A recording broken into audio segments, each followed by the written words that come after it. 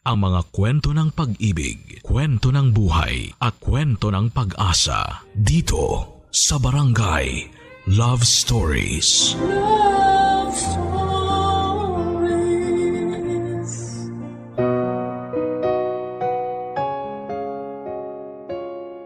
Sa likod ng bawat pangarap na ating inaasam ay ang matibay na pag-asang balang araw. Makakamit din natin ito. Subalit may mga pagkakataon na kapag nakamit na natin ang buhay na ating pinapangarap, saka lang natin mapagtatanto na hindi para ito para sa atin. Diyan iikot ang kwento ng ating letter sender ngayong araw na tawagin na lang natin sa pangalang Acela. Ano nga ba itong kanyang pinapangarap at bakit niya ito muntik ng pagsisihan? Sabay-sabay nating alamin ang kwento ni Acela dito lamang sa mga kwento ng pag-ibig, buhay at pag-asa sa nangungunang Barangay Love Stories. Dear Papa Dudut, magandang tanghali po sa inyo. Ako po si Acela. 35 years old, isang ina at isang asawa na matagal nang gustong makaranas ng totoong pagmamahal mula sa sarili kong pamilya. Ang buhay ko noon ay mayahalin tulad ko sa isang ibon na nakakulong sa hawla. Dati naman po akong malaya. Lahat ng gusto ko ay nagagawa ko pero simula noong kinasal ako at nagkaroon ng anak ay parabang bigla na lamang akong naputulan ng pakpak.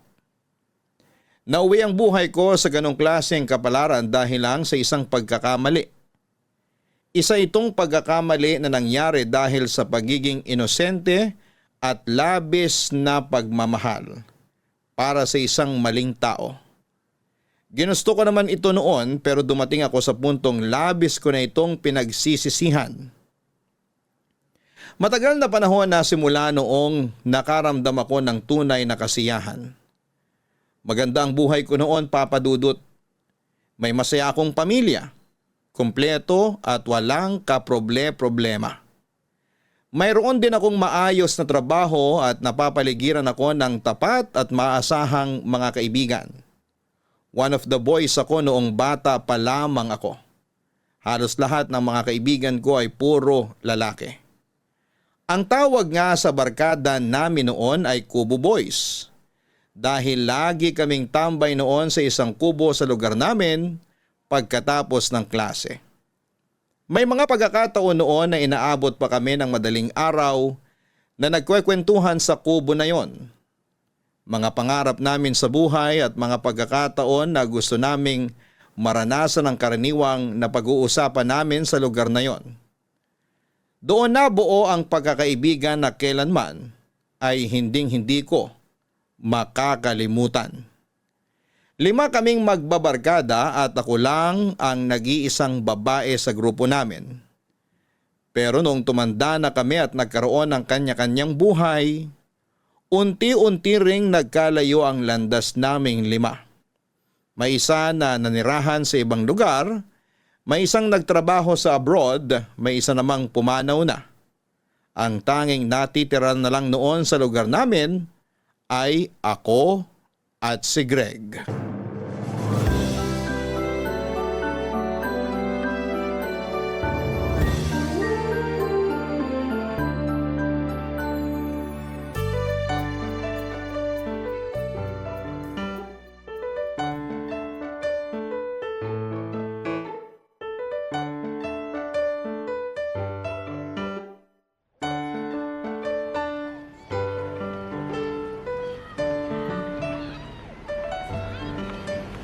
Greg! Saan punta mo? Kakauwi ko lang galing trabaho.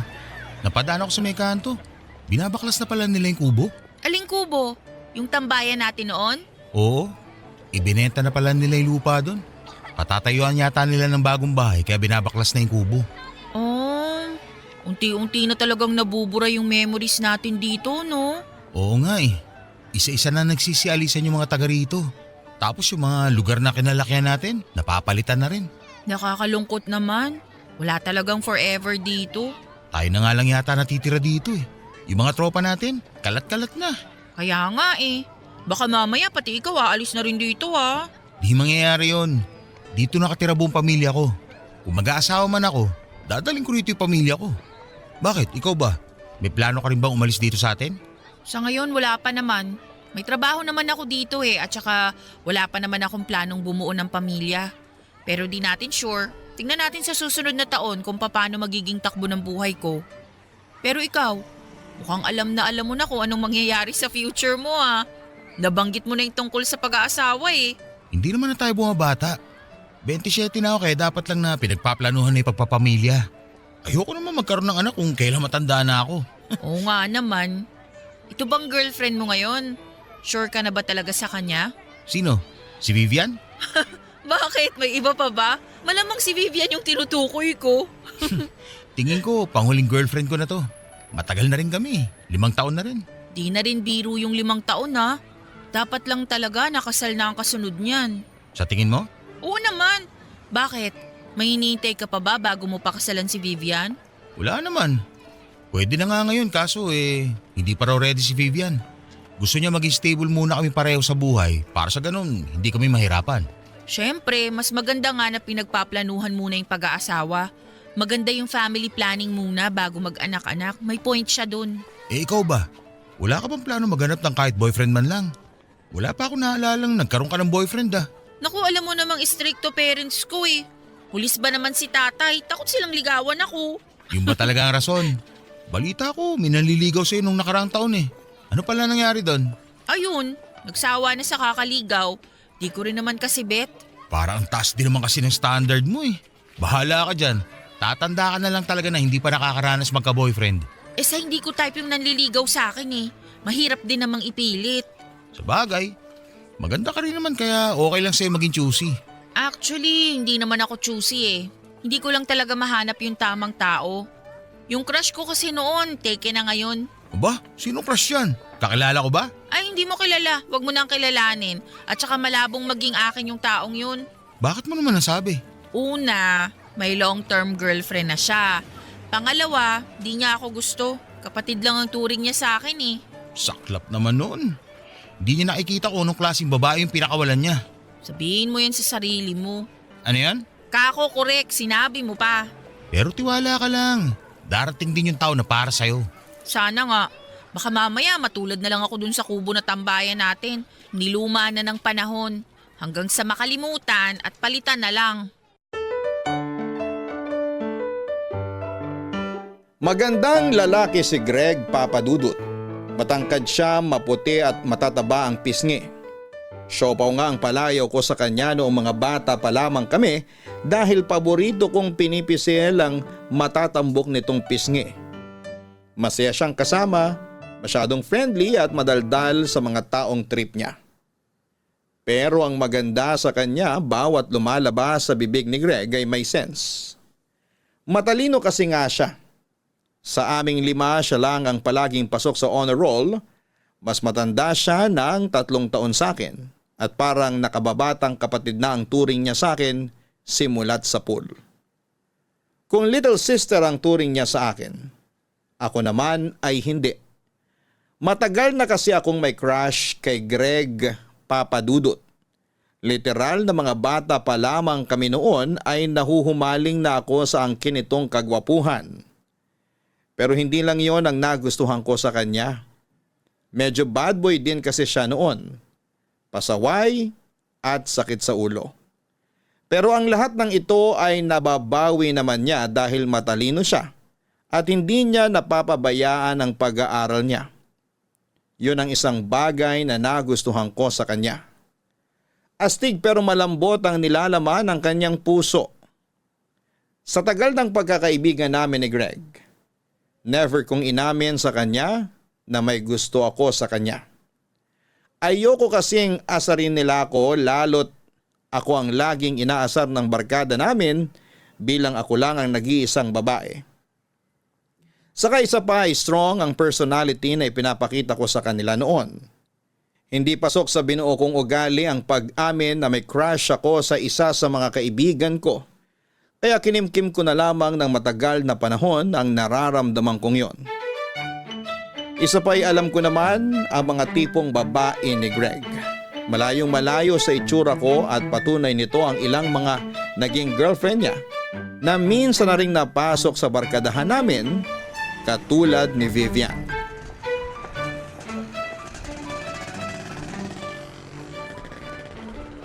Greg? Greg! Oh, Asela, ano yun? Halika, may ibibigay ako sa'yo. Ano, pagkain ba?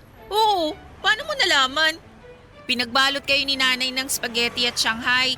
Birthday ng kapatid ko eh. Kanina ko pa nga naririnig yung celebration nyo eh. Bakit kasi hindi ka pumunta? Sinabihan naman kita kahapon na pumunta ka eh. Nakatulog ako. Tsaka ang daming tao, naiiya ako. Wala naman akong kasama eh. Ikaw pa talaga yung nahiya. Puro mga kapitbahay lang naman natin yung nagpunta eh. O heto, Salamat. pakibalik na lang yung lalagyan mamaya ah. Sige, sige. Uy nga pala, kumusta yung ginawa mong surprise para kay Vivian? Successful ba? Oo, tuntua nga siya sa binili mo regalo para sa kanya eh. Nakita ko yun sa internet eh, tsaka romantic lalo kapag alam mo na kung anong kwento sa likod ng infinity bracelet. Ibang klase ka talaga mag-isip. Paano na lang ako kung wala ka? Ewan ko ba kung bakit wala ka man lang romantic side? Kalalaki mong tao pero hindi ka marunong magpakilig ng babae. Ang corny kasi. Tsaka, yun naman ang nagustuhan ni Vivian sa akin eh. Steady lang. Wala masyadong palapalabok. Straight to the point kagad. Sa bagay, medyo mature na rin kasi si Vivian. Kaka-30 lang niya, di ba?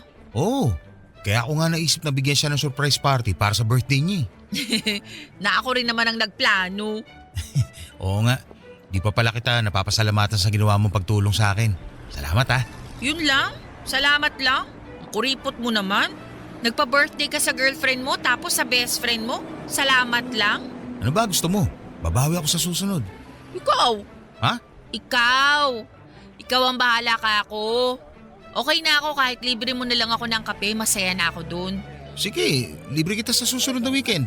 Speaking of Vivian pala, hindi mo pa nakukwento sa akin kung paano kayo nagkakilalang dalawa.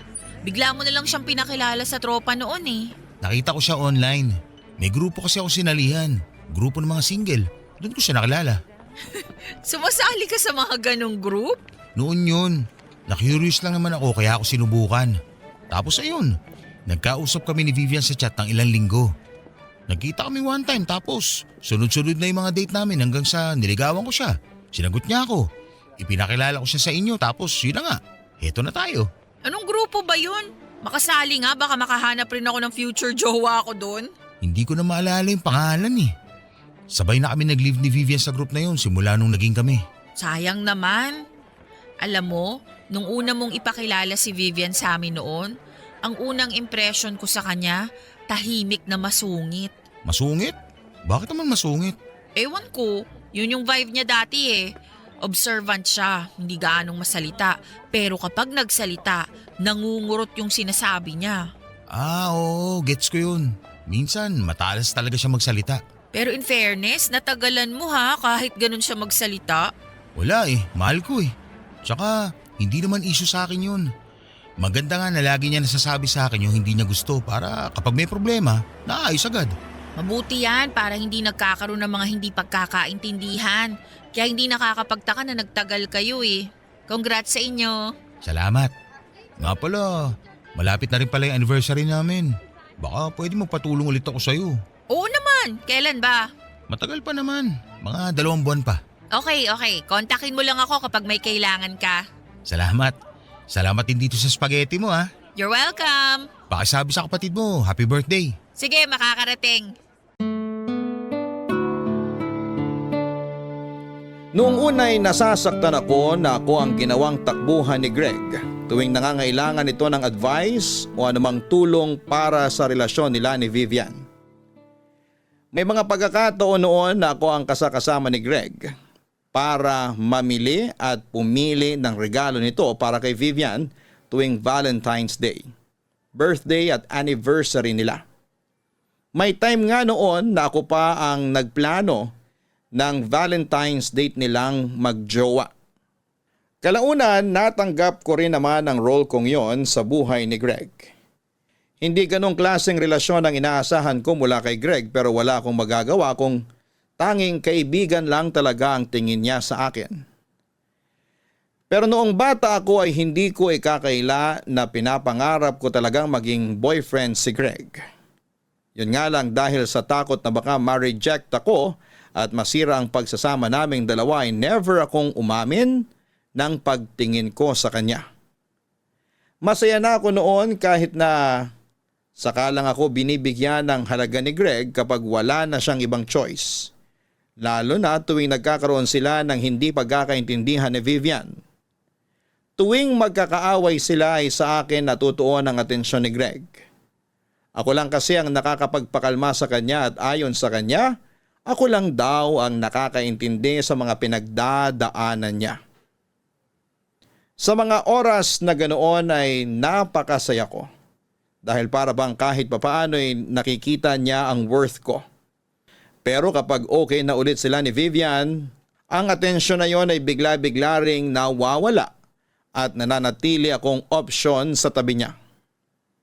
Kahit ganon man, ang nangyayari ay mas lalo pang lumalim ang pagtingin ko kay Greg Papadudot.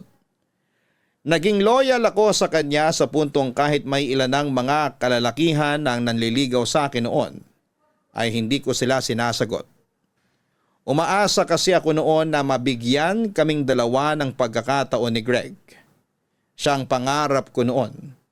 Isang pangarap na gustong gusto kong maabot, Papadudot. Papadudot, nagkaroon kami ng chance ni Greg na mas mapalapit pa sa isa't isa noong nagkaroon ng pandemic. Isa yon sa mga pangyayari sa buhay ko na hindi ko inaasahang mangyayari. Lockdown noon at pinagbawalan ng lahat na lumabas. Swerte ako dahil magkatabi lang ang bahay namin ni Greg.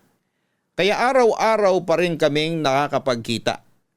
Isang bakod lang kasi ang pagitan ng bahay namin na kayang-kayang akyatin ni Greg. Tuwing bored kaming dalawa ay pinupuntahan niya ako sa bahay lalo na kapag walang tao doon. 3 lang kasi kaming nakatira sa bahay noong pandemic at pareho pang frontliner ang mga magulang ko. Nurse ang nanay ko samantalang pulis naman ang tatay ko kaya para maging safe ay hindi sila umuuwi sa bahay. Sa halip ay naka-quarantine sila. Dinadalhan na lang nila ako ng grocery sa bahay twice a week para meron akong makain. Samantala ang mga kapatid ko naman ay na-stuck sa bahay ng lolo't lola ko matapos silang abutan ng lockdown sa probinsya. Sa mga buwan na yon, si Greg ang naging kasakasama ko sa bahay. Lagi kami noong nanonood ng pelikula. Naglalaro ng online games at nagkwekwentuhan tungkol sa buhay-buhay. May nakalagay na nga noong hagdan sa may bakod namin para kung ako naman ang gustong bumisita sa bahay nila Greg, ay nakapupunta ako ng walang problema. Papadudot, hindi ko makakalimutan ang mga araw na yon dahil doon ay mas naging close sa akin si Greg, Papadudot. Umiiyak ka ba? Di oh. Umiiyak ka eh. Ang pula-pula na mata mo oh. Eh kasi naman, sa dami ng pwedeng panooring pelikula, bakit ba ito yung pinanood natin? Hindi ko rin naman alam na ganito yung ending nito eh. Malay ko ba na mamamatay pala yung lalaki sa dulo? My gosh, ang saklap ng love story nila. Akala ko yung babae yung mamamatay eh. Grabe yung plot twist ah. Hanggang ngayon pala, napakababaw pa rin ng luha mo. Iniiyakan mo pa rin yung mga pelikulang ganyan? Natatanda mo pa nung nag-film viewing tayo nung elementary? Pinanood natin yung pelikula ni Jose Rizal. Iniyakan mo rin yun eh. Nakakaiyak din naman kasi talaga yun eh. Tinulugan ko nga lang yun sa sinehan nun eh. Ay. Oh, anong next na papanoorin natin? Ganito na lang ba talaga gagawin natin araw-araw? Manonood na lang ng pelikula? Eh wala naman tayong magagawa eh, naka-lockdown tayo. Bawal naman lumabas para sana makagala. No choice kundi gumawa tayo ng sarili nating pagkakaabalahan. Mabuti nga magkapit-bahay lang tayo, pwedeng-pwede kang umakit sa bakod namin. Kung hindi, mamamatay na lang ako sa pagkabagot dito sa bahay. Halos napanood na natin lahat ng pelikula sa app na yan eh. Wala na magandang natira. Manood na lang tayo ng series kung gusto mo. Mamaya na. Pahinga muna tayo. Masakit sa mata yung halos 2 oras nakatutok sa screen eh. Sige, ikaw bahala. So anong gagawin natin ngayon? Magkwentuhan na lang muna tayo. Tungkol naman saan? Marami akong gusto ikwento ngayon sa'yo, lalo na sa problema namin ni Vivian. Bakit? Anong problema niyo ni Vivian? Nag-aaway na naman ba kayo? Simula nung nagka-pandemic, wala naman kaming ibang ginawa kundi mag-away. Ano na naman bang pinag-awayan ninyo? Tungkol daw sa pagre-reply ko ng mabagal. Inaabot daw ako ng mahigit 1 oras bago ko ma-replyan ng mga chat niya. Ha? Para yun lang? Kaya nga buong araw na nga kami magkausap Maliit lang ng konti sa pag-reply, galit agad. Ano gusto niya? Oras-oras kami magka-chat. Miss ka lang siguro nun ng sobra kasi nga matagal na kayong hindi nagkikita. Oo, alam ko yun. Pati rin naman siya, miss ko na rin Pero hindi ba pwedeng magpahinga muna kami mula sa pagchat-chat? Di ba pwedeng kumain, maligo, matulog? Hindi naman oras-oras hawak ko phone ko Medyo nakakainis nga yung ganun. Pero intindihin mo na lang siya. Konting pag-aaway lang naman yan. Sure ako bukas maaayos nyo na yan. Hindi niya na ako pinapansin. Dahil lang sa nangyari? Nagkasagutan kasi kami. May mga nasabi ako sa kanya na dinamdam niya. Ano ba yung sinabi mo? Sinabi ko kasi nakakasawa na siya. Na lumalabas na yung totoong ugali niya. Na kung pwede, tigilan muna niya ako kahit 1 araw lang. Grabe ka naman. Alam ko, hindi ko naman sinasadyang sabihin yun sa kanya Nadala lang ako sa bugso ng damdamin. Ngayon, ilang araw niya na ako hindi pinapansin. Pero ang tagal nyo nang magkasama. Dito pa ba masisira yung relasyon ninyo? Yun na nga problema Ang tagal na namin magkasama. Ngayon lang kami naging ganito. Magkaiwalay. Hindi nagkikita. Ibang-iba tong sitwasyon namin kumpara noon. Paano ko siya masusuyo kung hindi ko siya mapuntahan? Bigyan mo na lang siguro ng ilan pang araw. Intindihin nyo na lang ang isa't isa. Mahirap mag-adjust ng ganito. Long distance ba naman kayo? Kaya malaking adjustment talaga yun. Sana nga lang talaga wag siya mag-isip ng kung ano-anong bagay. Bakit? Pinag-iisipan ka ba niya ng masama? Sinabi niya na may iba na raw akong kausap kaya mabagal ako mag-reply. Naku, patay tayo dyan. Meron ba? Wala. Siyempre naman wala. Wala naman pala. Patunayan mo na lang sa kanya na wala ka talagang kausap na iba. Ikaw lang naman palagi kong kasama wala nang iba. Huwag siyang mag-alala sa akin, Kamo, kasi safe na safe ka sa akin.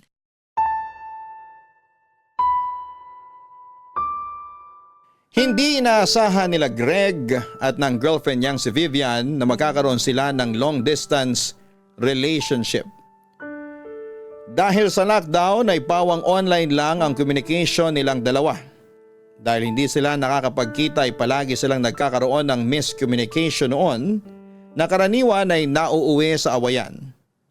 Sobrang frustrated noon ni Greg. Dahil hirap na hirap siyang alagaan ng relasyon nila ni Vivian sa online lang. Kapag nagtampo kasi si Vivian ay hindi na ito namamansin. Hindi nagre-reply at hindi sumasagot sa tawag. May punto nga noon na blinak na niya si Greg. Kaya ginamit pa ni Greg ang account ko para makausap si Vivian. May pinag-awayan noon sina Greg at Vivian na sobrang lala. Dahil frustrated ay pinuntahan ako ni Greg sa bahay 10 oras ng gabi. May dala itong alak at pinagsaluhan namin yon. Noong gabing yon ay nilabas ni Greg sa akin ang lahat ng hinanakit niya kay Vivian at kung paano siya unti-unting nawawala ng gana sa relasyon nilang dalawa.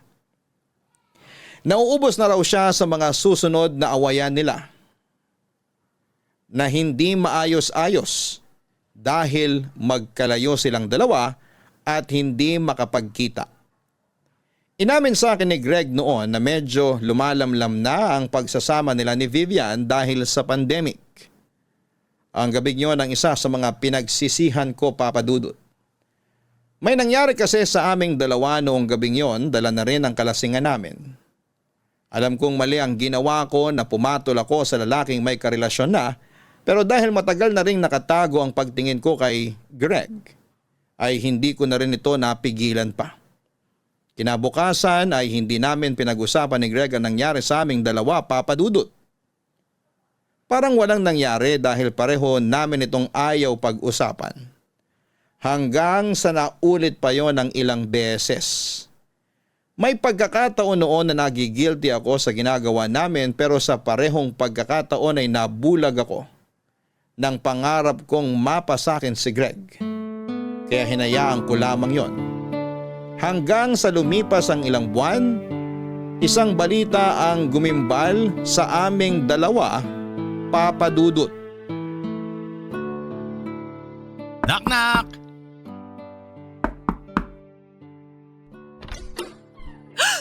Akala ko naman kung sino. Bakit ka naman ang gugulat dyan, Greg? Hindi mo ba ako napansin na umakit ako ng bakod nyo? Akala ko nakatingin ka sa akin kanina eh. Hindi kita napansin. Eh kung ganun, sino yung tinititigan mo mula sa bintana? Wala. Nakatunga nga lang. Halika, pumasok ka na. Ano plano natin ngayon? Manunood ba ulit tayo ng palabas? May dala akong chichirya. Ay, ikaw bahala kung anong gusto mo. Parang gusto ko manood ng horror ngayon. Gusto mo ba? Ikaw, kung yun ang gusto mo edi manood tayo ng horror. Ba't ang tamlay mo naman yata sumagot? Okay ka lang ba? May sakit ka ba? Mamaya baka may COVID ka na ha? Wala akong sakit. Kung ganun, bakit ka ganyan? Wala ka ba sa mood? Sabihin mo lang, babalik na lang ako mamaya. Kumusta na kayo ng girlfriend mo? Ha? Bakit? May kinalaman ba siya sa pagiging matamlay mo ngayon? Wala naman. Curious lang ako. Okay na ba kayong dalawa? Actually, medyo okay na kami. Nakakapag-usap na ulit kami. May konting tampo pa rin siya pero nangako ko na babawi ako sa kanya. Tsaka nagkaroon na kami na agreement na magpapaalam kapag may ginagawa kami. Para walang nag-overthink tuwing late nagre-reply. Ah, ganun ba? Oo. Okay ka lang ba talaga? Yung itsura mo parang may dinaramdam ka eh. Buntis ako, Greg. Ano? Tama ba yung narinig ko? Buntis ka? Hindi ko alam kung accurate ba yung pregnancy test na in-order ko online pero 3 beses nang nag-positive yung mga test na ginawa ko eh. Sigurado ka ba dyan? Baka naman false positive lang yan. Maniwala ka sa akin, hindi ko sasabihin to sa'yo kung hindi ako sigurado. Alam ko yung katawan ko at simula pa last week, may nararamdaman na akong kakaiba sa akin. Hindi pwede yan. Safe naman tayo, di ba? Gumagamit naman ako ng proteksyon. Paano ako mabubuntis? Hindi ko rin alam. Bakit ako tinatanong mo niyan? Anong gagawin natin ngayon? Huwag akong tanungin mo kasi maski ako, hindi pa nagsisink in sa akin na buntis ako. Ay, ano ba tong ginawa natin, Greg? Hindi to pwedeng malaman ni Vivian. Kababati lang namin. Kapag nalaman niya may nangyari sa atin, mas lalo masisira yung tiwala niya sa akin. Yun talaga yung pinoproblema mo? Eh paano naman ako? Anong gagawin natin kapag nalaman ng mga magulang ko na nabuntis mo ko? Huwag mo na lang muna ipaalam sa kanila. Hindi naman sila umuwi rito, di ba? Pero hanggang kailan? Malalaman nila na buntis ako kasi hello, lalaki tong tiyan ko. Lalo na si nanay, nurse yun. Huwag muna tayo magpadalos-dalos. Pag-isipan muna natin kung anong gagawin natin. Ano pa bang ibang gagawin natin? Hindi option na magpalaglag hindi ko gagawin yun. Pero… Wala nang pero-pero. Papanganak ko to kahit anong mangyari. Kahit masira ang buhay ko? Yan ba talaga yung pinoproblema mo? Yung sarili mo? May girlfriend ako. Girlfriend na pakakasalan ko at gusto ko makasama habang buhay. Kung ganun, bakit mo hinayaang may mangyari sa ating dalawa? Bakit mas pinili mong pagtaksilan si Vivian kung siya palang babaeng pakakasalan mo? Hindi ko alam. Nadala lang naman ako ng tukso eh. Maski ikaw rin naman, ginusto mo yung nangyari sa atin ah. Oo, ginusto ko yun kasi mahal kita, Greg. Ano? Ano pinagsasabi mo? Matagal na akong may gusto sa'yo. Seryoso. Di mo ba talaga alam? Hindi mo ramdam? Sobrang manhid mo naman. Hindi ko alam. Dapat hindi na lang ako nagpadala sa damdamin ko eh. Simula pa lang alam ko nang mali yung ginagawa natin. Tignan mo, kinarma tuloy tayo. Ayusin natin to. Huwag ka mag-alala. Ayusin natin to. Noong nalaman ng mga magulang ko na nagdadalang tao ako, ay inilipat nila ako sa bahay ng tita ko para may makasama ako. Ayaw na nila akong iwang mag-isa sa bahay dahil wala na sila noong tiwala sa akin. Sobrang hiyang-hiya ako noon sa mga magulang ko dahil pansin ko ang pagkasira ng tiwala nila sa akin dahil sa mga nangyari.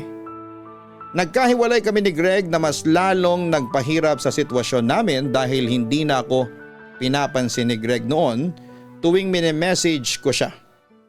Lumipas ang 9 na buwan ay pinanganak ko ang baby ko, Papa Dudut. Sa bahay ako nanganak, ng mga panahong yon ay wala na kaming contact ni Greg.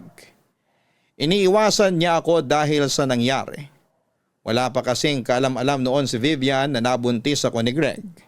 Kahit na alam na ito noon ng buong pamilya niya. Noong lumuwag ang restrictions, saka lang nagkaroon ng panahon na makapag-usap ang pamilya ko at pamilya ni Greg. Malapit nang mag-isang taon ang baby ko noong nakita ni Greg ang anak niya. Sa nangyaring pag-uusap ay napagdesisyonan ng dalawang pamilya na ipakasal kaming dalawa. Ayaw kasing pumayag ng tatay ko na maging single parent lamang ako. Gusto niyang magkaroon ako ng tradisyonal na pamilya. Kaya kahit ayaw sa akin ni Greg ay napilitan siyang panagutan ako. Bilang isang babaeng matagal na pinangarap si Greg, namapa sa akin ay hindi ako masaya sa naging desisyon ng mga magulang namin, Papa Dudut. Alam ko kasing ayaw akong makasama ni Greg. Ramdam ko yon sa mga galaw at trato niya sa akin. Simula noong nabuntis ako ay hindi na kami katulad ng dati na masaya. May pader nang namamagitan sa aming dalawa simula noong nagbunga ang pagkakasala namin at yon ang isa sa mga bagay na hindi ko masikmura. Ang kamuhian ako ni Greg. Hindi nagtagal ay nalaman din ni Vivian ang nangyari. Hindi nagdalawang isip ang babae na hiwalayan agad si Greg. Hindi ako nakaligtas sa mga paninirang ginawa sa akin ni Vivian sa social media noon. Binansagan niya akong ahas, mga agaw, at kung ano-ano pa. Wala naman akong karapatang lumaban noon dahil alam kong ako ang nasa mali. Totoo na inagaw ko siya. Totoo na sinira ko ang relasyon nila ni Greg. Totoo na nagkasala ako at sobrang down ko noon. Dahil pakiramdam ko ay galit sa akin ang lahat ng tao. Sa totoo lang ay okay lang naman sa akin na itaguyod kong mag-isa ang anak ko. Hindi ko hinangad na pakasalan ako ni Greg dahil lang may anak kami. Hindi ko gustong agawin siya kay Vivian. Pero dahil ayaw ng tatay ko na masira ang pangalan niya ay pinilit niyang buuin ang pamilya namin ni Greg. Sa takot ay hindi na nakapalagpas si Greg. Ikinasal kaming dalawa at sa isang iglap ay nagkaroon ako ng pamilya pagkatapos ng pandemic. Papadudot hindi itinago ni Greg ang disgusto niya sa akin. Mula sa pagiging malapit na magkaibigan ay parang kaaway ang naging turing niya sa akin. Ni hindi niya magawang hagka noon ng baby namin. Para ba siyang nandidiri? Pinaparamdam niya sa akin na hindi niya gusto ang mga nangyari. Ipinamukha niya sa akin na ako ang sumira sa mga plano niya sa hinaharap. Ako ang dahilan kung bakit hindi niya nakatuluyan ang taong minamahal niya. Walang iba kung hindi si Vivian. Ganun man ang naging takbo ng relasyon namin ay tinis ko na lamang ang lahat para sa anak ko. Tumira ako kina Greg dahil siya ang unang nakahanap noon ng trabaho. Naging stay-at-home mom ako para mabantayan ko ang baby namin. Sinubukan kong maging matatag kahit na alam kong hindi ako tanggap ng buong pamilya ni Greg, Papa Dudut.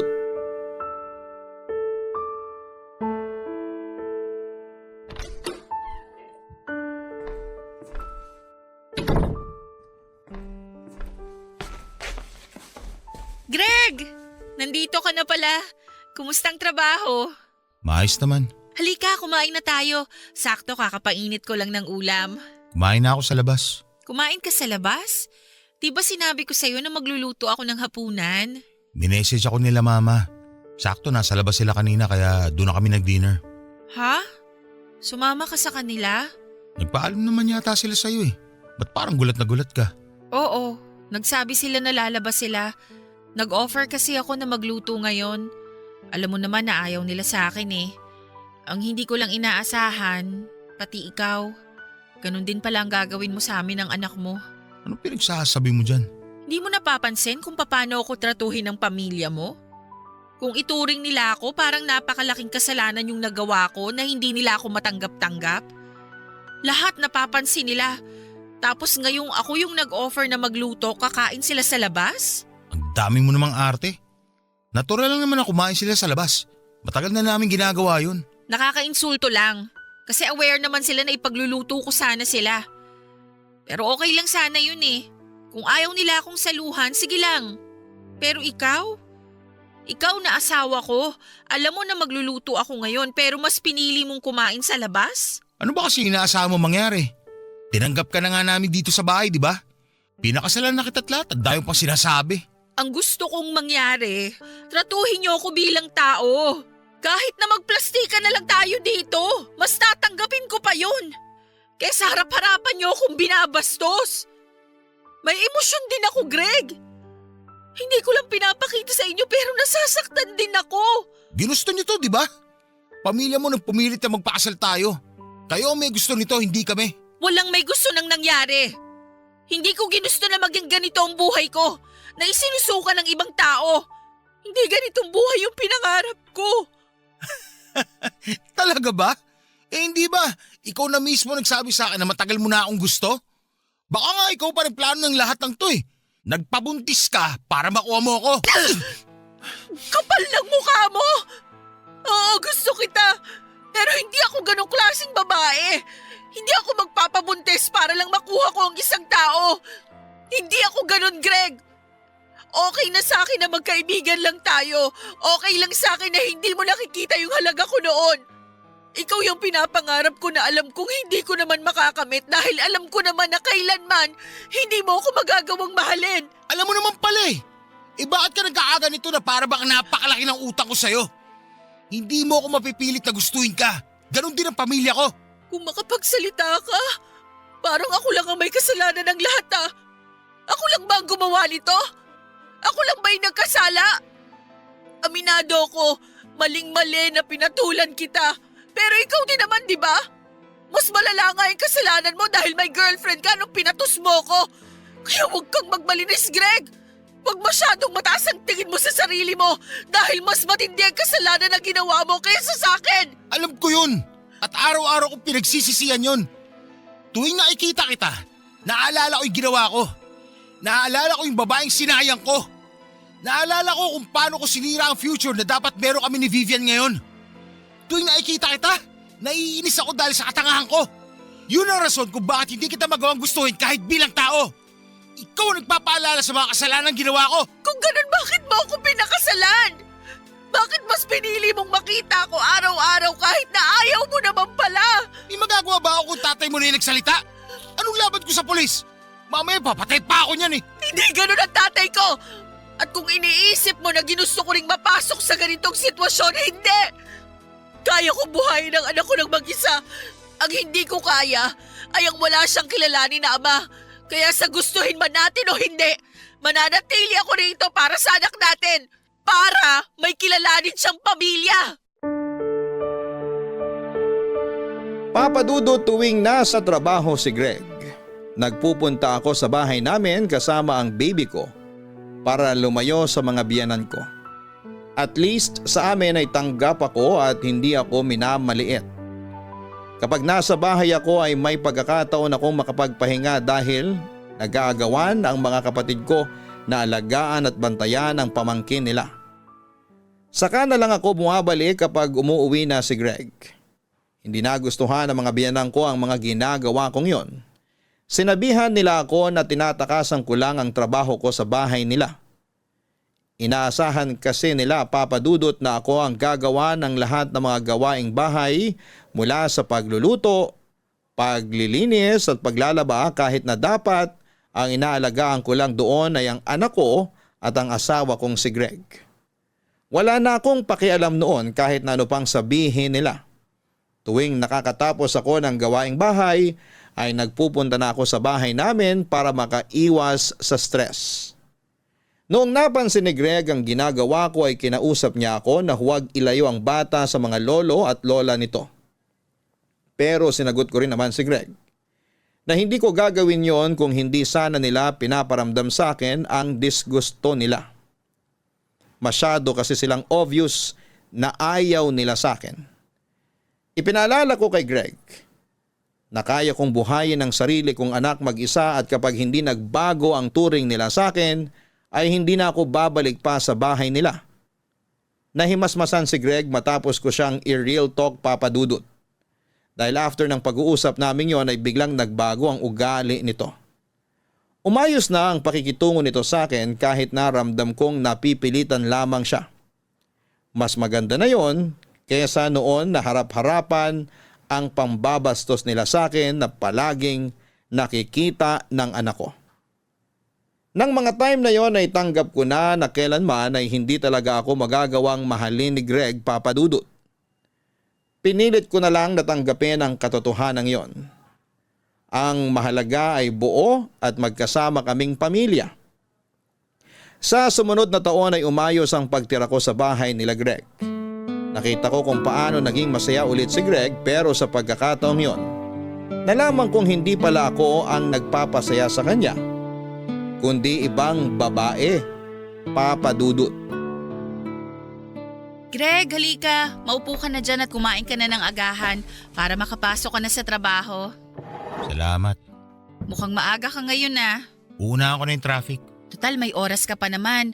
Baka gusto mong ipaghanda na lang kita ng lunch mo para makatipid ka. Hindi na. May extra naman ako eh. Kakain na lang ako sa labas. Tsaka hassle magbitbit ng baon. Marami akong dala ngayon. Maliit lang naman yung lalagyan ng pagkain mo eh. Kasyang-kasya dyan sa bag mo. Wag na. Alis na rin ako maya-maya. O sige, bahala ka. Kumusta pala yung plano mong paglipat ng trabaho? May nakita ka na bang malilipatan? Aha? Anong aha? Ha? Ano ulit yung sinabi mo? Di ba plano mong lumipat ng trabaho? Tinatanong kita kung kumusta na. May nahanap ka na bang malilipatan? Okay lang naman. Paanong okay? Greg, Oh, kinakausap kita. Kanina ka pa dyan sa cellphone mo. Sino ba yung kausap mo? At di mo man lang ako masagot ng maayos. Kumakain tayo oh. Pwede bang bitawan mo muna yung cellphone mo? sinasagot naman kita. Wala pa akong nahanap na bago malilipatan. Kaya hindi muna ako magre-resign sa trabaho ko. Ayan, nasagot ko na. O ano, may tanong ka pa? Para ka namang reporter dyan, ang dami-dami mong tanong. Kung sana yan agad ang sinagot mo kanina, edi okay na. Para namang may maitutulong ka sa trabaho ko. Curious lang naman ako, bawal ba yun? Pwede ba mamaya mo na replyan si Vivian? Vivian? Ano pinagsasabi mong Vivian? Kahit itago mo pa yung kausap mo, alam ko kung sino yan. Kausap ko yung katrabaho ko. Lalabas kami pagkatapos ng trabaho. Anong Vivian ang pinagsasabi mo dyan? Huwag na tayong maglokohan, Greg. Alam ko naman hanggang ngayon kinakausap mo pa rin yung ex mo. O ano naman ngayon? Magkaibigan kami ni Vivian. Masama ba kung kausapin ko siya? Ex mo yun. Natural lang sa akin bilang asawa mo na maasiwa kapag kausap mo yung ex mo. Bakit? Anong karapatan mong pagbawalan ako na kausapin si Vivian? Karapatan? Asawa mo ko? Ako yung pinakasalan mo? Na hindi ko ginusto. Kaya huwag kang umasta na porket kasal na tayong dalawa. Hawak mo na buhay ko. Kakausapin ko kung sino man ang gusto kong kausapin. At wala ka na magagawa doon. Grabe. Hanggang ngayon? Nagbubuhay binata ka pa rin? Yun yung buhay na inagaw mo sa akin. Ah, talaga ba? Hanggang ngayon ako pa rin ba yung sinisisi mo sa nangyari sa atin? Ako lang? Ako lang yung may kasalanan kung bakit tayo nauwi sa ganitong sitwasyon? Ako lang talaga? Ang galing naman. O sige, ako na yung masama. Ako na yung sumira ng buhay mo. Pero tandaan mo, napilitan ka man o hindi, ako na ang asawa mo ngayon. At may karapatan ako sa'yo dahil ikaw ang ama ng anak natin. Ano ngayon gagawin mo? Pagbabawalan mo ang kausapin si Vivian? Pagbabawalan mo ang kontakin yung mga kaibigan ko? Sige, gawin mo. Pagbawalan mo ako pero hindi ibig sabihin nun na susundin kita sa gusto mo. Ano ulit yung hinahanap mo? Respeto, hindi ba? Kung gusto mong irespeto kita, irespeto mo rin yung mga bagay na gusto ko. Kahit kailan naman wala akong natanggap na respeto mula sa'yo pati sa pamilya mo eh. Kung alam mo lang yung pagtitiis at paghihirap na ginagawa ko. Lahat ng yon tinitiis ko para lang… Hello? Oo, sandali. Papasok na ako sa trabaho. Message na lang ulit kita mamaya. Tapos ka na magsalita? Alis na ako. Sandali, Greg! Nag-uusap pa tayo! Greg!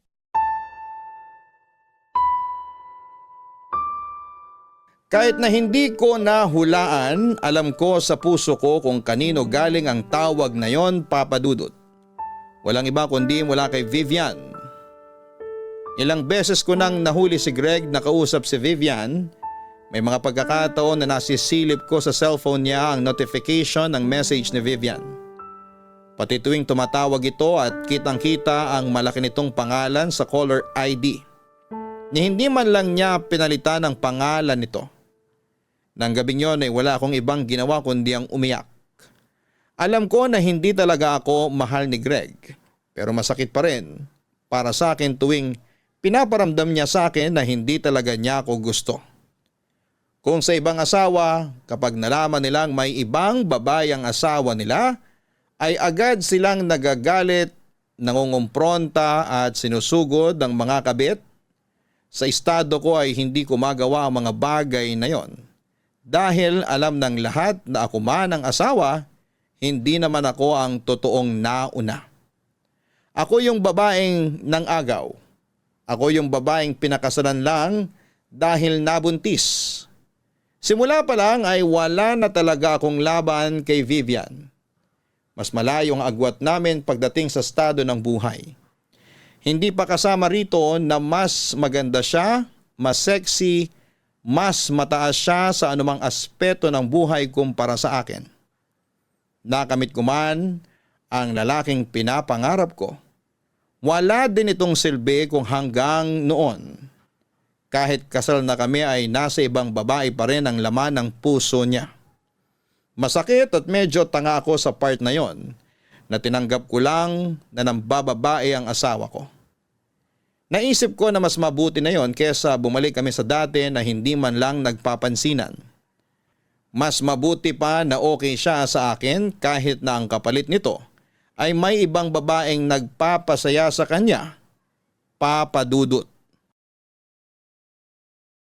Hindi na sekreto sa pamilya nila Greg na nakipagkita ito sa ibang babae. Open secret na sa lahat na kabit ni Vivian si Greg. Ang hindi na lang siguro nakakaalam nito ay ang sarili kong pamilya, papadudot. Kung papaano at bakit wala pa ring nakakarating na balita sa kanila, yun ang isa pa ring malaking misteryo para sa akin. Para bang naging okay na lang sa amin noon na nakikipagkita si Greg kay Vivian sa likuran ko. Tuwing gabi habang magkatabi kami sa kama ng asawa ko, ay tanging ilaw lang mula sa phone screen nito ang maaninag kasabay nito ay ang huni ng pagtatype nito. At maya't maya ay notification na.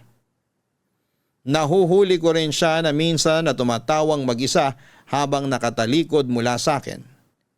Gabi-gabi ay laging mabigat ang dibdib ko dahil bago matulog, ang huling tao na nasa isipan ng asawa ko ay walang iba kung hindi si Vivian. Alam ko ang lugar ko at kapag kinukumpronta ko si Greg tungkol sa pangangaliwa niya, ay ako rin ang matatalo kaya minabuti kong manahimik na lamang at lunukin ang sakit na nararamdaman ng puso ko. Tuwing umuuwi si Greg ay lagi siyang good mood. Lagi maganda ang pakikitungo niya sa akin dahil alam naming pareho na masaya na siya sa buhay niya kasama si Vivian. Ako yung inuuwian. Ako yung nakakasama sa iisang bubong. Ako yung asawa ni Greg. Pero ang sakit lang tanggapin na sa kabila ng lahat ng yon, nananatili pa rin ako ang pangalawa lang sa puso niya. Sabagay, yun naman talaga ang lugar ko at simulat sa pool. Ako yung pangalawa lang mula sa anino ni Vivian. Kapag Valentine's Day, papadudot, Pasko, New Year ay laging nauuna si Vivian. Si Vivian ang nakakatanggap ng bulaklak. Siya ang nabibigyan ng regalo. Siya ang nakakasama ni Greg sa pagsapit ng bagong taon. Hindi ko sila pinapakialamanan sa affair nila. Nagkunwari na lamang akong hindi apektado kahit na sobra-sobra na ang sakit na nararamdaman ko noon. Hanggang sa hindi nagtagal ay dumating ang araw na nabalitaan na rin ng tatay ko ang ginagawang panluloko ni Greg sa akin, papadudot.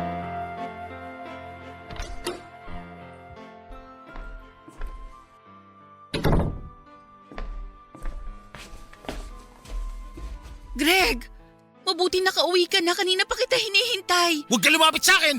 Greg! Bakit nandito ka ba? Akala ko ba umuwi ka na sa inyo? Hindi ako aalis dito hanggat hindi kita nakikita na okay ka. Anong pinagsasabi mong okay ka? Nakikita mo ba itong pagmumukha ko? Nagulpi ako, Osela. Mukha ba akong okay? Huwag mong sabihing inabutan ka ni tatay. Anong inabutan? Pinuntahan niya ako mismo sa trabaho ko. Sa harap mismo ng mga katrabaho ko, pinagmukha niya akong kriminal. Ipinahiya niya ako pati sa harapan ng boss ko. Sorry, hindi ko naman alam na ganun ang gagawin niya eh. Ito ba yung gusto mo mangyari? Ha? Masaya ka na? Masaya ka na puro pasato pagmumukha ko? Ito na! Nakabawi ka na! Ano, masaya ka na? Hindi ko ginusto na bugbugin ka ni tatay. Hindi ko yun hiniling sa kanya at kailanman. Hindi ako matutuwa na makita kang ganito. Eh kung hindi mo naman pala gusto mangyari to, bakit niya nalaman? Paano niya nalaman may nangyayari sa amin ni Vivian? Hindi ko alam kung paano niya nalaman ang totoo. Kahit gaano ako nasasaktan sa panlulokong ginagawa mo sa akin, hindi ako nagsumbong sa mga magulang ko dahil ayoko silang masaktan. Kung paano man niya nalaman, wala akong alam dyan. Itanong mo sa pamilya mo na konsentidor. Baka sila yung nagsumbong. Peste boy to! Oh! Greg, sorry. Sinabihan ko naman si tatay na wag makialam eh. Sinabi ko sa kanya na ako na mismo mag-aayos ng problema nating dalawa. Hindi ko talaga inaasahan na pupuntahan kanya sa trabaho. Pasensya ka na. Sana mapatawad mo si tatay. Sa tingin mo maayos pa natin to? Wala na makakapag-ayos sa relasyon natin na Sela. Dahil simula pa lang, hindi na tayo magkasundo. Bugbugin pa ako ng tatay mo hanggang sa mamatay ako. Hindi na magbabago ang pagtingin ko sa'yo. Alam ko. Kaya nga hinahayaan na lang kita sa gusto mo eh. Hinahayaan lang kita kahit araw-araw akong nasasaktan. Tuwing gabi bago matulog, ang bigat-bigat ng dibdib ko pag nakikita kitang sobrang saya. Hindi dahil sa akin kung hindi dahil kay Vivian. Alam mo kung gaano kasakit para sa isang tao na makitang ibang taong nagpapasaya sa mahal niya? Oras-oras ko yung dinaranas, Greg. Pero kahit na alam kong never mo akong mamahalin, nagstay pa rin ako. Nandito pa rin ako sa tabi mo. Tinitiis lahat para sa anak natin. Alam ko na hindi mo ako mahal. Alam ko na kahit anong gawin ko, hindi ko makukuha ang pagmamahal mo kay Vivian. Alam ko yon. Pangalawa lang ako sa puso mo at tatanggapin ko yon para sa anak natin. Mabuti alam mo! Halika na, may yelo sa ref. Lagyan natin ng yelo yung pisngi mo para hindi mamaga. Huwag na! Kailangan ko na mag-impake. Empake? Bakit? Para saan? Aalis muna ako rito hanggat hindi humuhupa yung init na ulo ng tatay mo. Huwag mo nang gawin yun. Ako nang bahalang makipag-usap kay tatay. Hindi mo nga siya napigilan, siguro na ako sa trabaho ko eh. Maniwala ka, kakausapin ko siya. Asela, binantaan ako ng tatay mo na papatayin ako kapag nakita niya pang magkasama tayo. Pero paano ang anak mo? Paano kung hanapin ka niya? Anong sasabihin ko sa kanya? Ikaw nang bahala. Magrason ka. Sabihin mo, nagtatrabaho ako sa malayong lugar. Basta, kung ano man ang maisip mo, ikaw nang bahala. Alam na ba to ng mga magulang mo? I-message ko na lang sila kapag nakalis na ako. Saan ka titira? Ba't ba ang dami mong tanong? Kaya ko ng sarili ko, Asela. Matanda na ako. Hindi ko kailangan ng concern mo. Problemahin mo na lang yung sarili mo. Kailan ka babalik? Di ko alam. Maiwan na kita. Mag-ayos pa ako ng gamit. Sandali lang. Tutulungan na kitang mag-ayos ng gamit mo.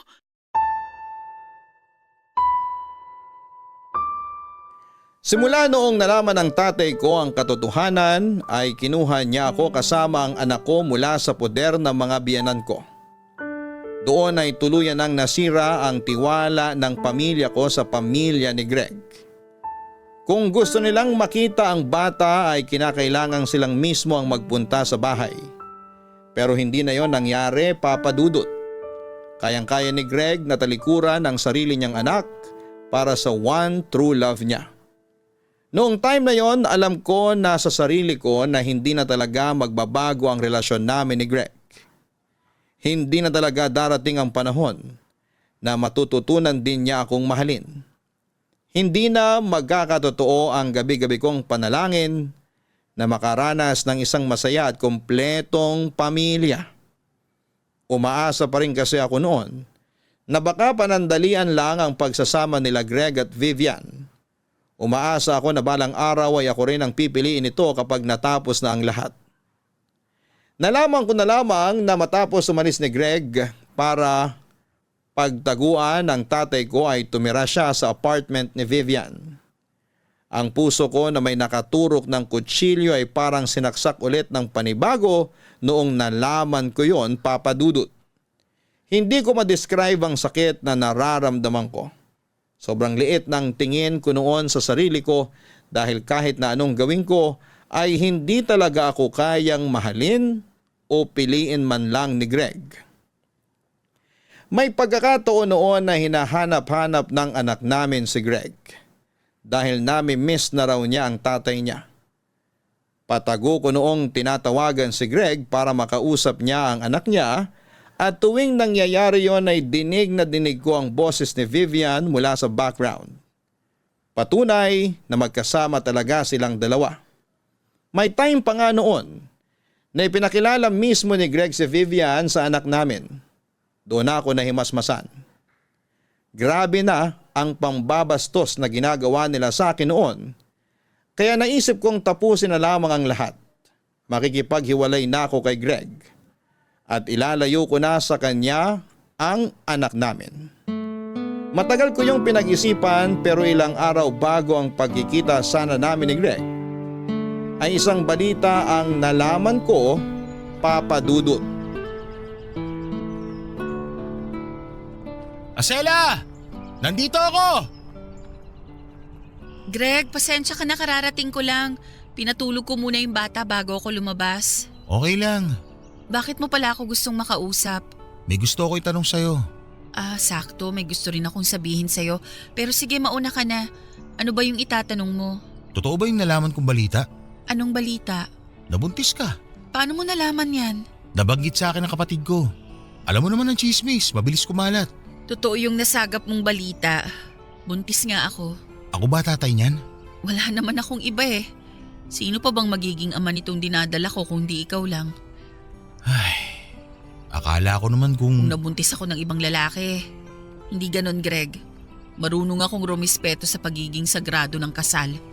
Hindi ko magagawang manloko dahil may anak ako at ayokong masira ang pangalan ko sa kanya. Anong plano mo ngayon sa bata? Ipapanganak ko siya katulad nung nauna. May tatay man o wala, tataguyod ko sila kahit mag-isa lang akong magulang nila. Anong ibig mo sabihin? Nandito naman ako ah. Tatanggalan mo na ba ako ng karapatan sa mga anak ko? Nandito ka? Kailan? Never ka namang nagpakaama sa anak natin eh. Paano mo nasasabing nandito ka? Alam ko, marami akong pagkakamali noon. Marami akong pagkukulang bilang ama at asawa. Pero ayoko mawali sa akin yung anak ko, Asela. Lalo na't magkakaroon ulit tayo ng isa pang anak. Ngayon mo lang naisip yan? Ang tagal kong nagtiis. Ang tagal kong naghintay na makita mo yung kahalagahan namin. Ngayon mo lang sasabihin ng mga bagay na yan? Kung kailan handa na akong iwan ka? Sorry. Sorry kung ngayon ko lang na-realize. Importante sa akin yung anak natin. Ayoko mawala sila. Ayoko lumaki sila nang walang tatay. Greg, alam mo ba kung gaano ko katagal pinag-isipan tong bagay na to?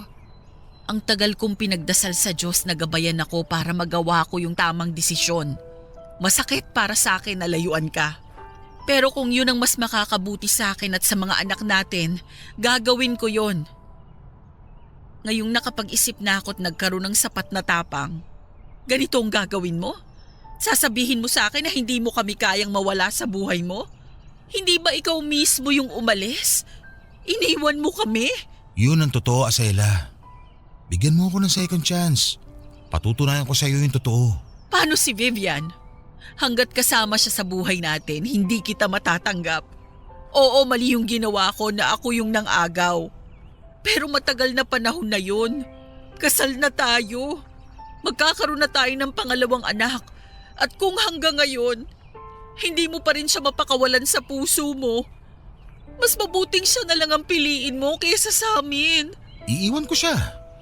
Tatapusin ko na kung ano man meron kami ni Vivian. Bigyan mo lang ako na ilang araw para ayusin tong buhay ko. Pangako, ibibigay ko na sa inyo ang buong atensyon ko. Please, Asela. Patunayan mo muna na magbabago ka na. Ibalik mo yung tiwala ko sa'yo bago kita tanggapin sa buhay namin. Oo, gagawin ko yun, promise. Sana nga gawin mo. Sana totoo na to. Sana sa pagkakataong to, ako naman yung subukan mong mahalin. Magsimula ulit tayo. Subukan nating ayusin tong pamilya natin. Sige na, mauna na ako, Greg. Ihahatid na kita. Hindi na. Kaya kong umuwing mag-isa. Ayusin mo na yung kailangan mong ayusin. At kapag ready ka na, mag-usap na lang tayo ulit. Salamat. Sana mapatawad mo ako sa lahat ng kasalanang nagawa ko sa'yo. Sana may puwang pa rin ako dyan sa puso mo kahit ilang beses na kitang sinaktan. Alam kong mahirap paniwalaan itong mga pinagsasabi ko ngayon. Pero nung nalaman kong magkakaanak ulit tayo, doon ko lang talaga napagtanto na hindi na ako binata. May 2 bata nang nakasalalay at umaasa sa akin. Hindi ko pwedeng talikuran yung responsibilidad ko na yun sa kanila. Katulad ng sinabi ko, ayusin mo muna yung issues mo bago ka bumalik sa amin. Mauna na ako.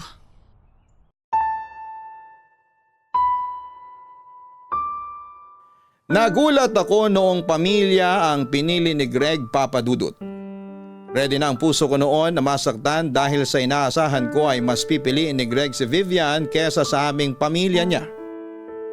Pero noong nalaman niyang magkakaroon ulit kami ng anak ay para bang nahimasmasan siya sa mga pinaggagawa niya sa akin.